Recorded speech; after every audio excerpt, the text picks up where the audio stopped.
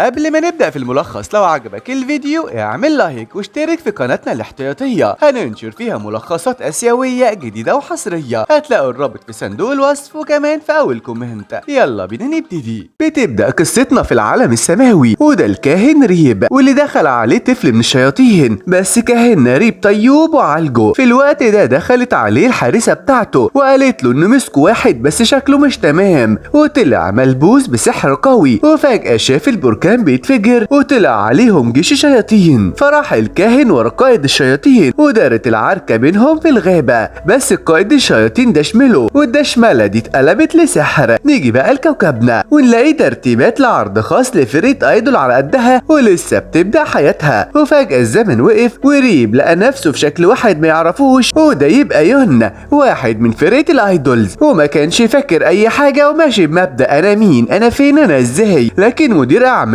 جابه من قفاه وودى لاصحابه يهيئوه علشان عرضهم الاول والخاص، وكان يون مش فاهم حاجه خالص، وبدا اصحابه يعرفوه على نفسهم تاني وجابوه من قفاه وطلعوه على المسرح. جرى ايه يا ابني؟ هو فقد سبيل اي حد يجيبك منه، وصاحبنا ولا حافظ ولا فاهم. انا بقول تجيبوا له كرسي اقعد اتفرج عليكم، لكن ما ينفعش لانه من الفرقه. فطلع على المسرح صنم، المسرح اتحرك وهو لا، وده عصب مديرتهم لان الحفله باظت وقالت لهم انها تلغي التعاقد معاهم. لكن فجأة عرفت ان طريقة رقص ريب بقت ترند والكل عايز يطلع معاها، فرجعت في كلامها وقررت تكمل معاهم. في الوقت ده كان في واحدة من اكبر معجبين يون بتشوف ايه اللي بيتقال عنه، ودي كانت مديرة لشركة مشهورة من سنتين، لكنها استقالت لانها كانت السبب في موت واحدة من اصحابها وما استحملتش كلام زمايلها في الشركة عليها، ففضت ليون وكانت بتراقبه في كل مكان. في الوقت ده كان يون مع نفسه وفكر ان كل اللي هو فيه ده هلوسه من قائد الشياطين، فبدأ يعالج نفسه. لكن فجأة دخل عليه واحد من الفرقة وقال ان يون هيطلع لايف مع يوتيوبر مشهور، ويا ريته ما قال. اول ما يون طلع لايف فضح فرقته وقال انهم معفنين وراحتهم تعرف الكلب. انا بقول نقطع النت عن يون دلوقتي. في الوقت ده حس ريبي ان الشيطان معاه في الارض، وفعلا شافه متجسد في شكل ناس اغنياء، ولما حاول يروح لهم الامن منعوه. في الوقت ده ظهرت كيم وقالت له جرى ايه يا فنان، فاكر نفسك ابن نجيب ساويرس؟ مش اي حد يوصل للناس دي. لكنها حست من كلامه انه مش يون، فقالت له انت مين يلا، وده لانها عارفه يون لانه ساعدها قبل كده وقت موت صاحبتها. فقال لها حلو قوي، انا فعلا مش يون، انت شكلك فهمانه اديك الكبيره. انا اسمي ريم براري، كاهن في السماء وجاي احارب الشياطين، ساعديني اوصل لهم بقى. فبدات تعيط وتقول له يا عيني عليك يا يون، اتجننت بدري بدري يا غالي، ما كانش يومك يا حبيبي. وبعد ما ربنا هداها وبطلت عياط قالت له بص يا ابني، علشان تقدر تقابل الناس الاغنياء دول لازم تبقى غني زيهم او عنده نفوذ. فقرر يون يشتغل على نفسه جامد ويبقى مغني مشهور وغني علشان يقابل الشيطان وينتقم منه. في الوقت ده جاله اصحابه ورجعوا سوا للبيت، وهناك قعد يتعلم سحر علشان يتواصل مع يون اللي في العالم السماوي ويقنعه يبدلوا اجسامهم سوا. لكن فجأة قوته راحت وجت الحزينة تفرح ما لقيتلهاش مطرح. وتاني يوم جات دعوة من قناة مشهورة ليون بعد ما بقى ترند، وطلبت منه مديرته يتعامل بشكل كويس مع مدير القناة وهتجيب له حاجة حلوة. ولما دخل الاجتماع كان زيه زي الكرسي، والمدير مستغرب ازاي فرقة غناء ومش بيعرف يغني. ايوه يعني انتوا جايبيني هنا تهزقوني. فقالت له مديرته خد ال10 جنيه دي وروح هات لك حاجة حلوة، وطرقته. ولما خرج اشترى شوكولاتة، واول ما اكلها بدأ يلاحظ ان قوته بترجع له، قام واكل مخزون الشوكولاتة بتاع القناة كلها. في الوقت ده كانت مديرته اتفقت مع مدير القناة على برنامج جديد هيعملوا يون معاهم، بس هيبقى بدور شيطان ومع واحد من الفرقة. الواد لو عرف هيدفع الشوكولاتة اللي اكلها. وبعدها راحوا الاستوديو علشان صور البرنامج الجديد، واما رفض ريب يعمل دور الشر وقال انه غلط، واللي معاه قالوا له فكك كده يا عم يون، ده نص الكوكب اشرار فعلا ومن ضمنهم ناس اعرفهم. وفي نفس الوقت كانت كيم بتقدم لوظيفة مديرة اعمال الفرقة علشان تقرب من يون اكتر، وعملت المستحيل لمديرتهم علشان توافق. وفعلا بقت كيم مديرة اعمال الفرقة، ومن وقتها وهي بتفكر يون، اما اداها اسطوانته وهي مكتئبة، وده ساعتها تخرج من اللي كانت فيه، ومن وقتها وهي بتحبه. نرجع بقى لريب اللي اول ما شاف الشوكولاتة اللي كلها قبل كده فرح وكلها كلها علشان قوته ترجع له، وفعلا قدر يرجعها. وتواصل كمان مع يون في العالم السماوي وقدر يكلمه وقال له ان كل واحد لازم يرجع لجسمه، لكن المفاجأة ان يون رفض وقال له انه مرتاح في السما. قال له انت عبيط يا اسطى، مرتاح ايه، هو فندق ابوك. فقال له يون انه موافق يرجع بس بشرط انه يساعد فرقته تبقى مشهورة وتفوز بجائزة افضل فرقة للغنى السنة دي في مسابقة كوريا للغنى. قال له بس كده عينيا الجوز يا لوز. وفجأة اغمى عليه بعد ما قوته خلصت، ودخلت كيم في الوقت ده تعيط. فقال لها يون انه عمل عقد عبودية مع يون الحقيقي وهو دلوقتي يون الفاشل. فراحت جابت له حاجة تروق على دمه كده. فقال لها عارفة يا بنتي يا كيم، انا من ساعة ما جيت هنا وانا قوتي الالهية راحت في داهية، بس انا اتفقت مع يون اني اول ما انجح الفرقة واخليها مشهورة هنبدل وكل واحد يرجع مكانه. قالت له والنبي انت اللي عقلك رايح في داهية. وافتكرت كلام الدكتورة اللي قالت لها ان عندهم انفصام في الشخصية وفضلت تاخده على قد عقله. وتاني يوم راحوا للمسابقة وكان كايس ويون مقدمين فيها. وقالت كيم ليون انه ما عندوش بربع جنيه مؤهلات تخليه يوصل حتى للعروض المباشرة، وعلشان يكسب لازم يغير من خلقته كتير. بقى ده ما عندوش مؤهلات. وطلع ابننا على المسرح وما كانش فاكر اي حاجة خالص، ده حتى ما يعرفش شان صاحبه وكان فاكره عيل تايه من ابوه. وبدأت المسابقة وكانت اول جولة في المسابقة هي اغنية واحدة للكل، بس كل واحد هيغنيها باسلوبه. يون ما كانش عاجبه كلمات الاغنية لان معظمها كلام شر وهو راجل دين، فقرر يشيل كل الكلمات اللي مش عاجباه منها، بس كله اعترض عليه لان الكلمات اللي حطها دينية ومش هتنفع في بلدهم، ده غير ان صوته يقرف. فعدل الاغنية تاني وحاولت كيم تساعده علشان ما يحبطش.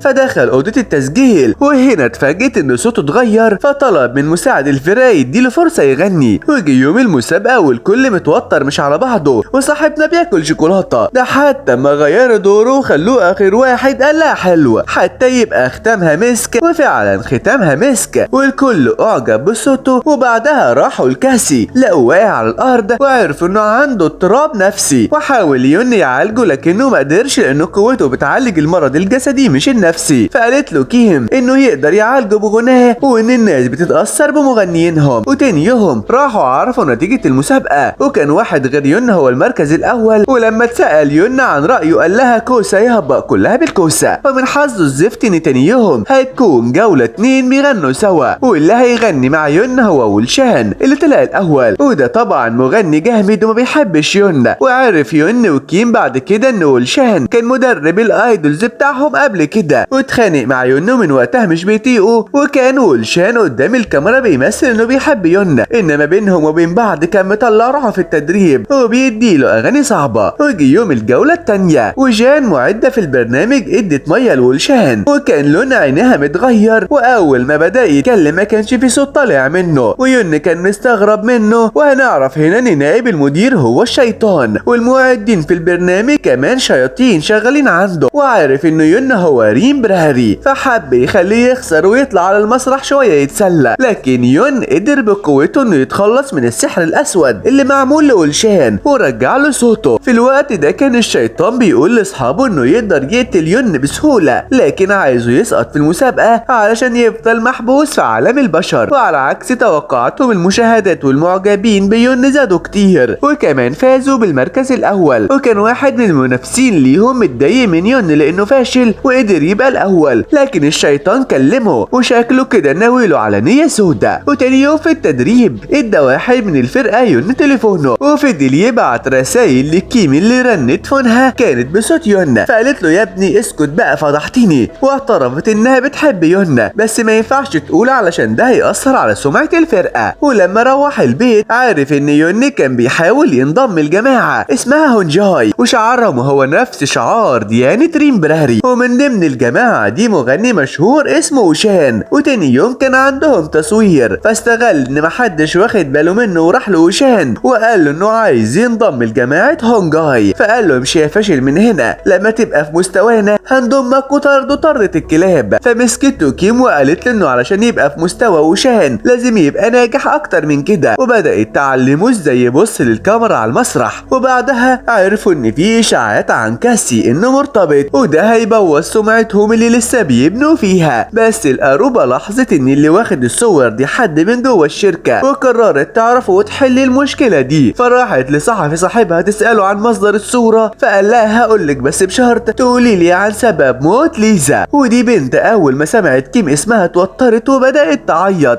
فحاولت تتهرب منه وجت تمشي جالها يونا، وفضلوا يفرهدوا في الصحفي لغاية ما عرفهم ان شان المغني هو اللي ورا الاشاعات دي. في الوقت ده جه شخص اسمه جاي يشتغل سواق للفرقة، وهنا كان الشيطان بيسخن شان علشان ينتقم من يونا اللي سرق من المسابقة. ولما زاد الشر جواه اتحول للشيطان زيه، وعرف يون كده لما شافه تاني يوم في المسابقة، ولما حاول يسأله هو قابل الشيطان ولا لا زقه، وقرر ينتقم من كل اللي في البرنامج ويقطع السلوك. والشر كان مليل لدرجة انه قتل العاملة اللي شافته، بس يون انقذها بقوته. وبعدها راح وراها وكيم، واول ما لقوه شافوه وهو متحول لشكل الشيطان، وفجأة هجم عليهم لكن ريب قدر يوقفه بقوته وكمان عالجه من السحر الاسود. واخيرا صدقت كيم ان كل الكلام اللي قاله ريب حقيقي، وانه فعلا مش يون ولا عنده انفصام في الشخصية زي ما بيقولوا، وانه كاهن بجد. بس هي كانت خايفة على يون، علشان كده قررت تساعد ريب انه يفوز بالمسابقة علشان يون حبيب قلبها يرجع لها. ولما رجعوا للمكتب لقوا فيديو متصور لريب وهو بيصحي العاملة بعد ما ماتت، وده خلى معجبينه يزيدوا اكتر ويقولوا حاجات ما حصلتش وانهم كانوا مرضى ويون اللي خلاهم يخفوا. فحبت مديرتهم الطماعة تستغل ده وتعمل مقابلة مع المرضى اللي قالوا ان يون شفاهم بقوته، لكن كيم مش موافقة لانها خايفة حقيقة ريب تتكشف، فما كانش قدامها غير انها تعلم ريب حركة عبيطة يعملها في اللايف. وبالليل جاله جاي وقاله انه مبعوث من العالم السماوي، وطلب منه ما يتدخلش في حياة البشر كتير. وبعدها راح المستشفى لشان اللي الشيطان سحره تاني، وهناك قابل الشيطان اللي قاله انه هيخليه يموت بسبب كره الناس ليه وسابه ومشي. وتاني يوم قابل جاي ريب وقال انه هيخليه ممثل مشهور وكمان يشهر فرقته، وفعلا قدم على الفيلم. ولما عرفت كيم قالت له انها زعلانه منه لانها عارفه حقيقته، رغم كده ما قالهاش. فقال لها خلاص ما تعيطيش وتقرفيني، هقولك بعد كده. وكالعاده سامحته علشان بتحب يونا، وبدا يتدرب مع اصحابه اللي ما كانوش طايقينه علشان هيمثل ويسيب الفرقه. وفي يوم كان عنده مقابله مع وشان رئيس جماعه هونجاي، فكلمته كيم وقالت له انها مش لاقيه كاسي، فقابلها ودوروا عليه لغايه ما لقوه في الشارع بياكل بفترة. وهنا حكت كيم ليون ان كاسي كان مشهور زمان، لكن في اول مشكله حصلت له الكل اتخلى عنه، فراحوا يوسوه واقنعوا انه يستغل الجوله الثالثه في المسابقه ويحسن من نفسه. وراحوا للمسابقه الثانيه فعلا، وقابل يون شان اللي مش راضي يقول له حاجه عن الشيطان اللي بيقابله، فعمل يون اتفاق معاه وهو لو شان كسب يون هيخدمه لمده يوم، ولو هو اللي كسب فشان هيحكي له كل حاجه عن الشيطان اللي بيشوفه. ووافق شان على العرض، وبدا يون يستعد لدوره على المسرح، لكن فجاه حد خطفه، واللي خطفه كانت مديرته وسالته لو كان في حد بيدعمه ولا لا. وهنا ورته صوره الست اللي شافها في الجراج واللي متهمه في قضيه اختلاس اموال الشركه، وتعرف انها الداعم الاول والوحيد ليون لانها مش بتدعم غير الرجاله المشهورين. وفجاه الشرطه في الوقت ده قبضت عليه لانه متورط معاها، وفي التحقيق زهقت المحقق منه لانه مش راضي يعترف فسابه ومشي. في الوقت ده دخل عليه صاحب الشيطان اللي مصمم يقتله، وقفل الكاميرات المراقبة علشان محدش يقدر يوصل له بعد كده. وعرف ريب منه ان الشخص ده الشيطان هو اللي حوله وعايز يقتله علشان يرجع لطبيعته. وفعلا جرح ريب في كتفه، لكن فجأة سمع صوت ناس فطلع يجري وريب اغمى عليه. فاستغلت كيم تعبه وطلعت بيه للصحفيين وقالت لهم ان ملوش علاقة بالست دي ولا ليه معاها عقد رعاية اصلا، وكده تكون رجعت له سمعته من تاني. ولما فاح حكى لها ان الشيطان قتل كل عيلته لما كان صغير وهو اتصاب، لكن الملكة رادين انقذته، فقرر يبقى كاهن وينتقم منه. فقالت له انها كانت مديرة الشركة قبل كده، وفي بنت اسمها ليزا حاولت تنتحر بسببها وهي لسه في غيبوبة لغاية دلوقتي. وتاني يوم رجع ريب للبيت وقوته بدأت ترجع له اما ياكل اي حاجة حلوة. وبعدها جه يوم اعلان الفايز في المسابقة، ويون خسر واخد المركز الاخير، لكن ما هموش واخد باله ان كيم قاعدة تحب في صورة يون، فقال لها لا بقى الحي ابقى من الميت، لو عايزة تحبي يبقى حبيني انا. قالت غيران يا حلو ولا ايه؟ وراحت كيم بالليل تجيب ريب من التصوير ونامت من التعب. فبدأ ريب يقرب منها وشكل كده احدهم وقع في الحب، وكمان راح عالج ليزا. لكن كيم لما عرفت فضلت تعيط على حل ليزا اللي وصلت له بسببها. وبعدها نامت كيم على كتفه وكلم ريب جاي علشان يساعده يروحوها، لكن ما ردش عليه. وتاني يوم في التصوير جاله جاي وقالوا انه ما ينفعش يحارب بشرية لانه بيخدم اهلها. واما سأله هو رن عليه ليه ما ردش، يرد يرد علشان ما يثبتش انه واقع على وصف حبها، ورجع تاني للاستوديو وحاول يتهرب من كيم. وفي الاستوديو قال لهم المدير ان يون هيبقى المغني الرئيسي للاغنيه الجايه، فاتضايق تاي لان المفروض هو المغني الرئيسي للاغنيه دي، وكان شايف ان يون فاشل ومش هيقدر يغني، فشتمه ومسح بكرامته الارض. يا عم انا ناقص، انا عايز اروح للسما بقى، انتوا في الارض حواراتكم كتير قوي، وعلشان ابننا طيب فطلب من كيم انه ياخد تاي معاه لمخرج برنامج صمود الغنى علشان يراضيه. وفي نص الكلام قال لها ان كل الناس بتحب بشكله حلو زي ما انت بتحبيني. قالت له انا يا ابني ولا طايقك اصلا، انت عبيط. فتعصب عليها، ما هو ما حدش يقول لحد كده في وشه، انا مش ناقص توتر. وبعدها راحوا للاستوديو علشان عندهم تسجيل في برنامج، وهنا فضل يون يهبط كلام كتير عنه مش حقيقي علشان صاحبه قال له لو عايز يثير الرأي العام يقول حاجات محدش يعرفها، وهو اصلا لا عنده سر ولا نيلة. وطبعا كان تاي مش طايق يون وواقف له على الواحدة فاتخانق معاه اكتر، لكن كيم سلكت العركة بينهم ودخلتهم البرنامج تاني، وبعدها سابت لهم رسالة تعتذر فيها انها مش هتكمل معاهم ولغت جدولها كله. فراح يون يدور عليها في كل حتة ويعرف ايه السبب اللي خلاها عملت كده، وفعلا قدر يوصل لها عن طريق واحد من الفرقة، ويعرف انها سابتهم لانها مش طايقة تشوفه علشان ما تفتكر يون على طول وذكرياتها معاه. فدخل في الدور ان يون وقعد يقول لها معلش وحقك عليا، وادي راسك ابوسها ولا ابوسك، اهم حاجة تتراضي. ونعم التراضي،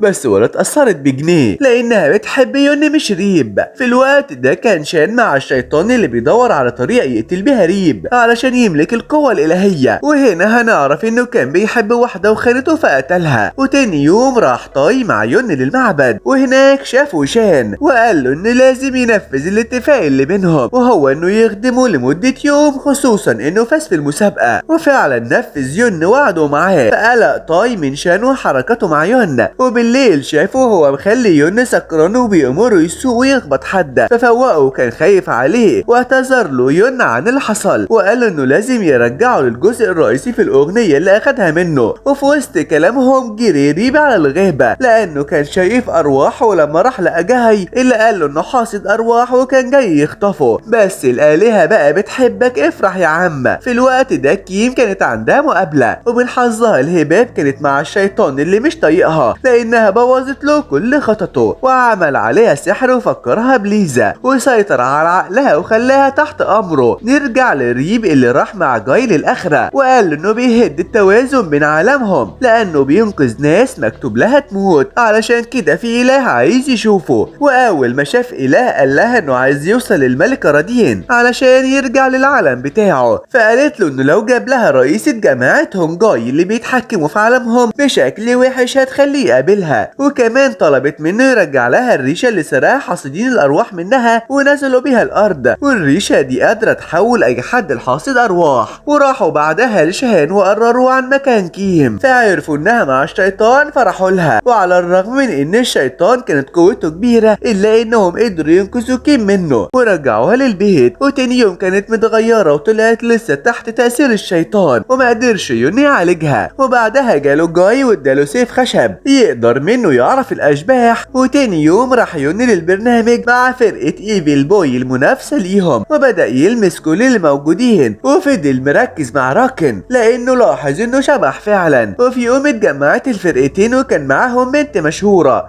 لكن صاحبنا مركز مع راكن وعمال يقول ايه يا حلويات، روحك دي ولا مغات. وبالليل قابل يون كيم اللي السحر اتمكن منها لدرجة انها اعترفت لريب بمشاعرها ناحيته، لكن المديرة دخلت عليه فجأة وقالت لهم ان واحد من الفرقة اعتزل، وده لقى ان في اخبار نزلت عنه انه عديم الفايدة، فخافوا عليه ينتحر وراحوا يدوروا عليه وقالوا ليون ما يروحش معاهم علشان مقابلته كمان شوية. وفي المقابلة عرف ان المذيعة مكان صاحبهم اللي اختفى لانه متقدم لوظيفتها، فراحوا رجعوا للفرقة تاني. وبالنسبة لليزا فهو انقذها من الانتحار وكمان اقنعها انها شخص كويس بس محتاجة تركز مع الناس الكويسين بس، ووراها تعليقات الناس اللي بتتمنى لها انها تبقى بخير. وهنا بدأت كيم تعيط فبسها ريب من دماغها، وده خلى السحر اللي عمله لها الشيطان يتفك. وهنا اتأكدت كيم انها بتحب ريمبراري فعلا واعترفت بحبها، فعمل نفسه كاريزما وقال لها ما انا عارف. ومن توتره ده السلم كله في وشه، باين الكاريزما ولا باين اكتر.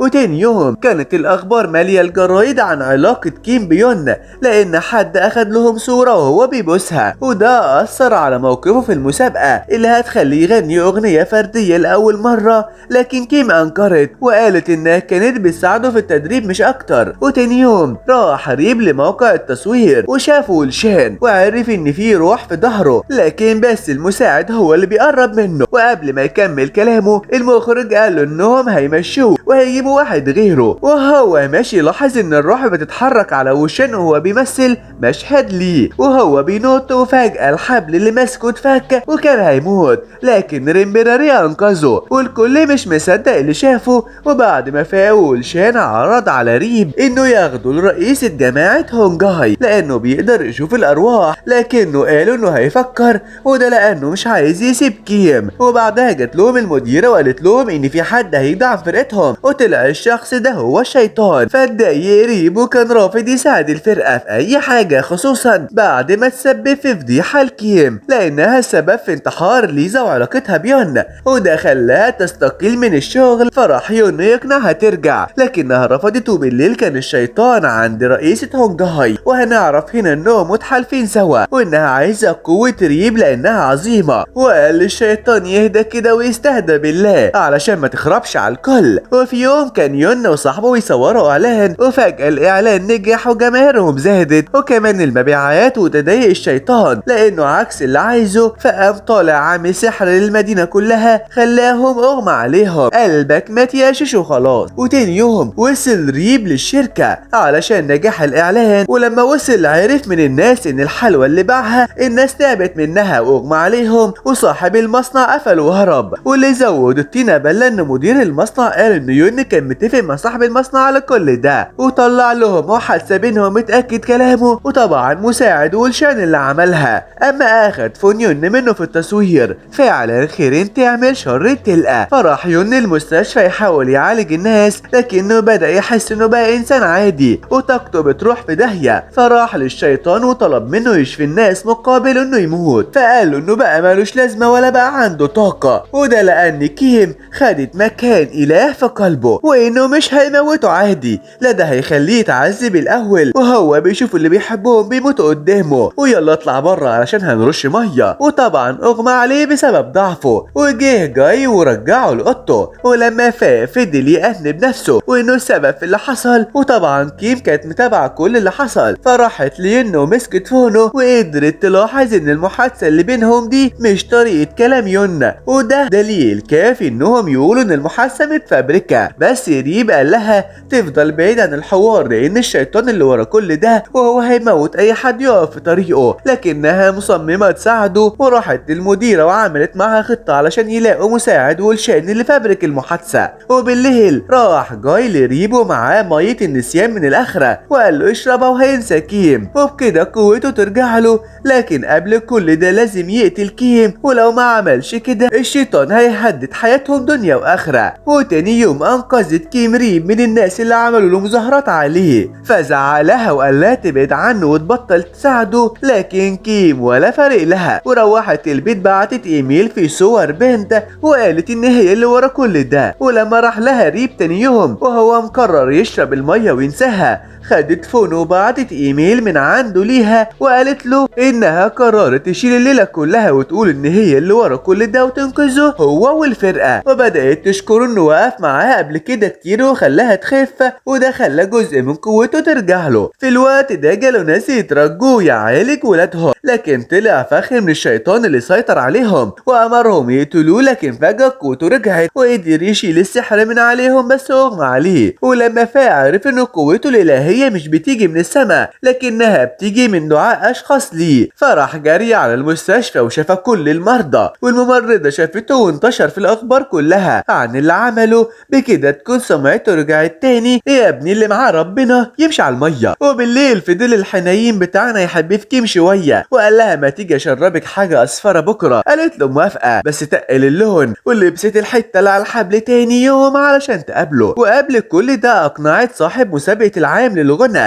ان الايدولز يطلع على المسرح، وفعلا طلعوا. هنا استغل ريب اللحظه واعتذر للكل على اللي حصل وقال لهم انه مع الايدولز الاخير. وتاني يوم قال ريب لكيم انه لازم يفوز على فرقه ايفل بوي ويقبض عليهم لانهم عفاريت، وبكده رئيسة الاخرة هتخليه يقابل الملك رادين. فراحت كيم لمديرية اعمال فرقة ايفل بوي واقترحت عليهم يضموا الفرقتين سوا، وافق لان ده هيشهرهم اكتر. وبعدها قابل ريب جاي وكيم وقال لهم انه لازم يفضحوا الفرقة التانية لان جماعة هونجاي هي اللي بتدعمهم وحولتهم لعفاريت. ولما جاب اخره راح لهم وواجههم حياتهم، فقال له راكان مالكش دعوة بيه ولا يركز معاه لانهم عايزين يبقوا مشهورين مش اكتر. وتاني يوم راحوا حفلة توزيع الجوائز، وهناك لاحظ ريب ان صاحبه مع كارت هونجاي، ولما سأله قال انهم قبلوني وعرضوا عليا اسلمك ليهم مقابل انهم ينجحوا الفرقة، لكنه ما عملش كده. فجأة ظهرت جماعة هونجاي لكن ريب قدر يوقفهم بقوته ويهرب. وبعدها رجعوا للحفلة وقدر ريب يقنع الفرقة التانية انهم يرجعوا عن اللي بيعملوه بانه جاب اهاليهم. فانسحبت فرقة ايفل بوي عن المسابقة، لكن فجأة ظهر الشيطان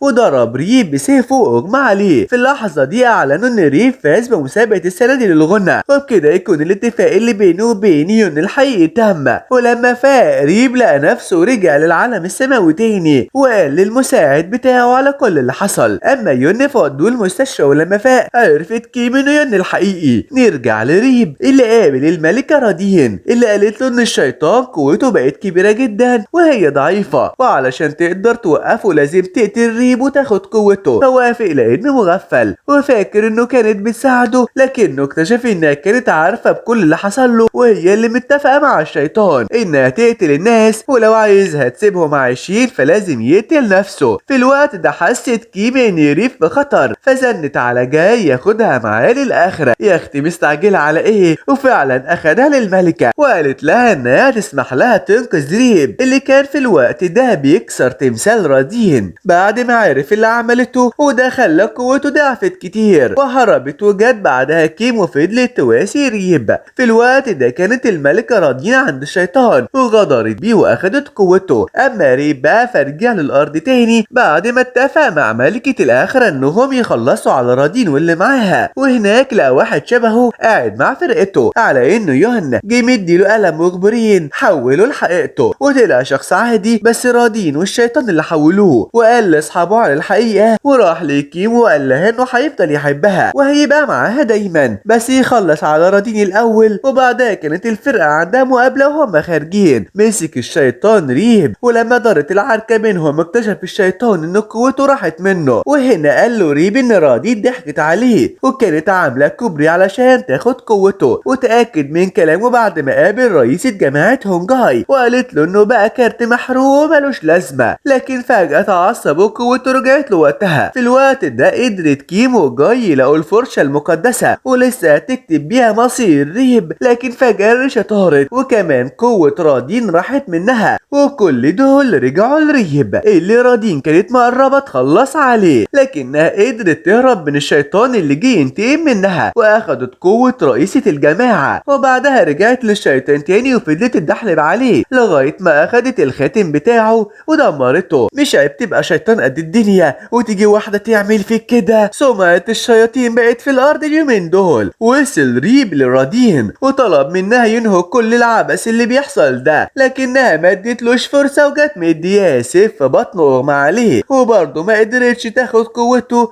وبعد ما فاق ريب عرف ان جاي انقذه من رادين الحرباية وقال له حقيقتها وهي انها مش ملكة ولا حاجة، دي كانت لقطة في المحيط محدش يعرفها وجات لها قوة بالصدفة كده، وانت عشان عيل غلبان ضحكت عليك وطلبت منه يرجع للارض ويعيش حياته اللي كان بيتمناها. وهنا ادى جاي معاهد لرئيسة الاخرة ودي اللي كتبتها كيم بالفرشة علشان تنقذ ريب، واللي بسببها بقت كيم وريب مش فاكرين عارفين بعض خالص ولا كأنهم شافوا بعض قبل كده، لكن الفرقة اتشهرت وبقى ليهم جمهور. وفي يوم راح ريب لكيم ومسك ايدها لقي الصورة اللي كان جايبها لها، وهو بيوعدها انهم هيرجعوا لبعض بعد ما يخلص على رادين، وعمل سحره عليها. وهنا بدأت الذاكرة لكل واحد فيهم ترجع، وولادنا كان هيغمى عليهم من الفرحة ورجعوا لبعض من تاني. وانتهت القصة، واتمنى تكون عجبتكم. وما تنسوش لو عجبك الفيديو اعمل لايك، انتظروني لايك وفولو. مع السلامة.